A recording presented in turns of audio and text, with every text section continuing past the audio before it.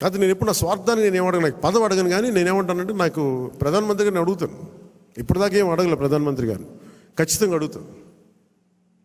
రాష్ట్ర 5 కోట్ల మంది ప్రజల కోసం అడుగుతాను. ఇప్పుడు స్టీల్ ప్లాంట్ని ప్రైవేటీకరణ చేయకుండా పాసిబిలిటీ ఉందా అడుగుతాను. అలాగే మనకి విశాఖలో రైల్వే లైన్ కావాలి, రైల్వే జోన్ కావాలి, అవన్నీ అడుగుతాను. అలాగే మనకి ఒక 20 లక్షల మందికి ఉద్యోగాలు రావాలని మన కూటమి ప్రభుత్వం అనుకుంటే దానికి తగ్గట్టుగా సర్వీస్ సెక్టర్ని ఎంత డెవలప్ చేయొచ్చు, ఇలాంటివన్నీ అడుగుతాను. పదవి అనేది మనకి బాధ్యత అవ్వాలి, కానీ అది ఒక ఫ్యాషన్ స్టేట్మెంట్, ఒక అలంకారం అవ్వకూడదు. ఎందుకంటే చాలామంది అడుగుతున్నప్పుడు నాకు ఉన్న ఇబ్బంది ఏంటంటే, సబ్జెక్ట్ నాలెడ్జ్ లేకుండా. ఇప్పుడు నేను పొల్యూషన్ నేను తీసుకున్నా, కానీ అటవీ శాఖ తీసుకున్నా, పర్యావరణం తీసుకున్నా, పంచాయతీరాజ్ శాఖ తీసుకున్నా, నేను వచ్చి ఇప్పుడు నేర్చుకోలేదు.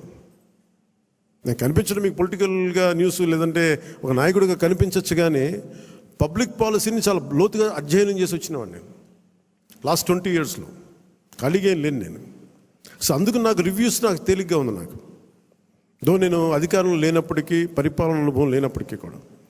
అలాగే మీరు ఏదైనా అడిగేటప్పుడు కూడా మీ అనుభవంలోకి దగ్గరగా అడగండి. నాకు లేదు అంటే, నాకు భవిష్యత్తులో ఏదైనా కావాలంటే మీరు దానికి తగ్గట్టుగా సంసిద్ధం అవుతానంటే I'm open for it. So అందుకని దీని అందరూ పెద్ద మనసుతో మీరు అందరూ అర్థం చేసుకుంటారని చెప్పి మీ అందరికీ పేరు పేరున మీ అందరికీ ధన్యవాదాలు తెలుపుకుంటూ, ముఖ్యంగా ఈ కార్యక్రమాన్ని ప్రసారం చేస్తున్న మీడియా అధిపతులందరికీ, ముఖ్యంగా మేము 21 మంది మేము గెలవగలిగాం. జనసేన 5.5 కోట్ల మంది ప్రజలకి అండగా నిలబడింది, కూటమి విజయానికి వెన్నుదన్నులా నిలబడింది. అంటే మేము చేసిన ప్రతి కష్టాన్ని మీడియా అధిపతులు కానీ, సీనియర్ పాత్రికేయులు కానీ, ప్రతి యూట్యూబర్ కానీ మీదైనా యుద్ధం చేశారు. అది మేము మర్చిపోలేదు. సో మీకు మనస్ఫూర్తిగా నా హృదయపూర్వక ధన్యవాదాలు. ఇక్కడ మా దగ్గర ఛానల్ లేవు. మా దగ్గర నన్ను అందరూ అడిగేవాళ్ళు, ఛానల్ లేదు ఏం చేద్దామంటే, ప్రతి గొంతు మనకి ఛానల్ అవుతుంది, ప్రతి ఫేస్బుక్ మనకి ఛానల్ అవుతుంది, ప్రతి టీవీ మన ఛానల్ అవుతుంది. ప్రజల కోసం చేసినప్పుడు అన్ని ఛానల్స్ మన ఛానల్స్ అవుతాయి. అందుకనే నాకు ఇది మనది కాదు, ఇది వాళ్ళది అని నేను ఎప్పుడు అనుకోను. ఇంక్లూడింగ్ గత ప్రభుత్వం వాళ్ళ ముఖ్యమంత్రిగా చేసిన ఆయన ఛానల్ని కూడా నేను మనస్ఫూర్తిగా గౌరవిస్తాను. వాళ్ళు మనల్ని గుర్తించకపోవచ్చామే, కానీ వాళ్ళకి ఆ గౌరవం సంపూర్ణంగా ఇస్తాం. సో మనస్ఫూర్తిగా మీ అందరికీ తెలియజేసుకుంటూ, కృతజ్ఞతలు తెలియజేసుకుంటూ, ముఖ్యంగా లా అండ్ ఆర్డర్కి సంబంధించి ఈ మధ్యన చాలా కీలకం అయిపోయింది. నేషనల్ మీడియా అడిగింది, మన కర్నూలులో జరిగిన సంఘటన, ఉమ్మడి కర్నూలు జిల్లాలో జరిగిన సంఘటన, ఒక చిన్నపాటి బిడ్డ మీద ఏం జరిగిందో అందరూ మైనర్ బాలు ఏం చేశారు మీకు అర్థమైంది. నన్ను స్పందించమన్నారు. ఏం మాట్లాడాలంటే, ఒక 18 ఏళ్ళు దాటిన యువతనైతే ఎలాంటి పనిష్మెంట్ అని ఇచ్చేయచ్చు. ప్రతిసారి ఇలాంటి దుర్ఘటనలు జరిగినప్పుడల్లా ఒక మనిషిని ఎన్కౌంటర్ చేస్తే సమస్య తీరిపోద్దా అనేది ఎప్పుడు నాకు సందేహం. మరి ఏం చెయ్యాలి అనేది కూడా అందరూ కూర్చొని చేయాలి.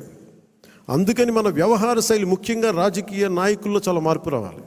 వీరి భాషా వ్యవహారాలు ఇష్టం వచ్చినట్టు తిట్టేసి, ఇష్టం వచ్చినట్టు బూతులు తిట్టేస్తే, నాయకుల్ని రౌడీల్ని పెంచి పోషిస్తే చిన్నపిల్లలకు కూడా అది ఆలవాలం అయిపోయింది. అందుకని లా అండ్ ఆర్డర్ విషయంలో మీరు చాలా టఫ్గా ఉండండి. మన ఎమ్మెల్యేలందరికీ చెప్తా ఉన్నాను, మన ఎంపీలందరికీ చెప్తున్నాను, చాలా చాలా బలంగా ఉండండి, అన్కాంప్రమైజింగ్ ఉండండి లా అండ్ ఆర్డర్ సంబంధించి. అలాగే విద్యా వ్యవస్థలో కూడా మనం నెక్స్ట్ మీటింగ్లో ఎప్పుడు కూర్చున్నప్పుడు దీనికి సమాజం కూడా మారాలి, కొంత బాధ్యత తీసుకోవాలి. ఈ సినిమాలు చూసో లేదంటే సామాజిక మాధ్యమాలకు ప్రతి ఒక్కరం కూడా మన కుటుంబాల పట్ల మనం బాధ్యత తీసుకోవాలి. ఇదే నేను cabinet meeting, last cabinet meeting నేను వస్తూ ఉన్నప్పుడు ఒక తల్లి ఇక్కడ వచ్చి ఆగింది. నేను చాలామందిని మాట్లాడుతున్నప్పుడు తల్లి వచ్చి చెప్పింది, నా బిడ్డను తీసుకెళ్ళిపోయారు, 2-3 అమ్మాయిలు తీసుకెళ్ళిపోయాడు అంతకుముందు ఆ కుర్రాడు, 16 ఏళ్ళు వచ్చి తీసుకెళ్ళిపోయారు. ఇక్కడి నుంచి వచ్చిన 1 వారం రోజులు పట్టుకెళ్ళిపోయారు అబ్బాయిని. 9 నెలలు అయిపోయింది, నేను ఎవరికి చెప్పుకోవాలో తెలియట్లేదు. కంప్లైంట్ ఇచ్చాం మాచవరంలో. అంటే మన కేకే గారిని పంపించి వెంటనే కన్సర్న్ పోలీసు అధికారితో మాట్లాడితే 9 నెలల్లో సాధించలేనిది 9 రోజుల్లో తీసుకురాగలి. ఇది ఎందుకు చెప్తున్నానంటే, విజయం అని కాదు, ఒక చిన్నపాటి అధికారం ఇంత చేయగలదు. అలాంటిది 3,000 మంది ఆడబిడ్డలు అదృశ్యం అయిపోయారు. వచ్చిన ఏ పరిస్థితుల్లో తిరిగి వచ్చారో మనకు తెలియదు, వాళ్ళు ఎంతమంది తిరిగి వచ్చారో తెలియదు. అందుకని ముఖ్యంగా ఆడబిడ్డలకు సంబంధించి మటుకు చాలా చాలా బలమైన మనకి ఈ లా అండ్ ఆర్డర్ సిచ్యువేషన్ చాలా బలంగా ఉండాలి. అందుకని మనందరం కూడా పర్సనల్గా అపార్ట్ ఫ్రమ్ పార్టీ మనందరం కూడా దీనికి భవిష్యత్తులో ఇలాంటి జరగకుండా, నంద్యాల ఇన్సిడెంట్ లాంటివి జరగకుండా ఉండాలంటే ఏం చేయాలి? మాధ్యమాల్లో, ప్రసార మాధ్యమాలు కూడా నా కోరిక ఏంటంటే ఎంతసేపు తిట్లు పురాణాలు కాకుండా మీరు ఇవ్వాల్సింది ఇలాంటి చర్చలు, ఇలాంటి దుర్ఘటనలు జరగకుండా ఉండాలంటే ఏం చేయాలి, దాని మీద కొంచెం హెల్తీ డిబేట్స్ పెట్టండి. మనోహర్ గారు సివిల్ సప్లైస్ ఎంత బలంగా పనిచేసిన మనోహర్ గారు మీకు మనస్ఫూర్తిగా మా అభినందనలు తెలియజేస్తాను. పొద్దున్న హైదరాబాద్లో కూడా మాట్లాడుతున్నారు, అధికార యంత్రాంగం అందరూ మీరు చాలా బాధ్యతగా ఉన్నారు, భయపడుతున్నారు ఏంటని అడిగితే ఇట్లా సివిల్ సప్లైస్ ఇంత బలంగా ఉంది, పనిచేస్తాను. మనోహర్ గారికి నా అభినందనలు తెలియజేస్తాను. మీరు రావటంలో రేట్లు తగ్గినాయి, మొత్తం నిత్యావసర వస్తువులు తగ్గించారు, అది మీకు హ్యాట్స్ ఆఫ్ మీకు.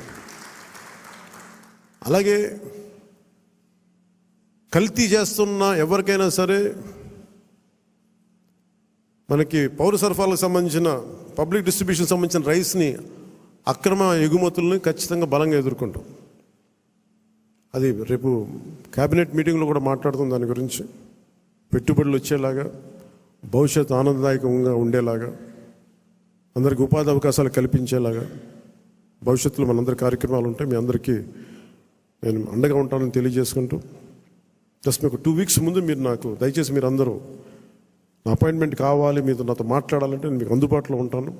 నాతో పాటు కాకుండా మన నాయకులు కూడా ఇక్కడే వారానికి ఒక్కొక్క ఎమ్మెల్యేని ఇక్కడే ఉండమని చెప్పాను. దాదాపు నెలలో 30 రోజులు ఉంటే మనకున్న 23 మంది ఎమ్మెల్యేలు కానీ 2 ఎంపీలు కానీ 23 మంది నాతో సహా రోజుకి ఒకళ్ళని చొప్పున ఇక్కడ ప్రత్యేకించి మీకు అందుబాటులో ఉంటాం. మీ నియోజకవర్గపు కష్టాలు కావచ్చు, ప్రజల సమస్యలు కావచ్చు, ఏదైనా సరే మీకు చెప్పుకోవడానికి మీకు అండగా మీకు ఇక్కడే ఉంటారు, కనీసం ఒకళ్ళు ఉంటారు. సో ఈ సందర్భంగా మీ అందరికీ ప్రతి నియోజకవర్గానికి, ప్రతి ఎమ్మెల్యే గారికి కానీ, ప్రతి ఎంపీకి, ప్రతి ఒక్కరు కూడా కేంద్ర కార్యాలయంలో ఒక రోజు మీరు గడపాలి, ప్రజలకు అందుబాటులో ఉండాలని నేను ఈ సందర్భంగా కోరుకుంటాను. సో మీ అందరికీ ధన్యవాదాలు తెలియజేసుకుంటూ సెలవు తీసుకున్నాను. జై జనసేన, జై హింద్.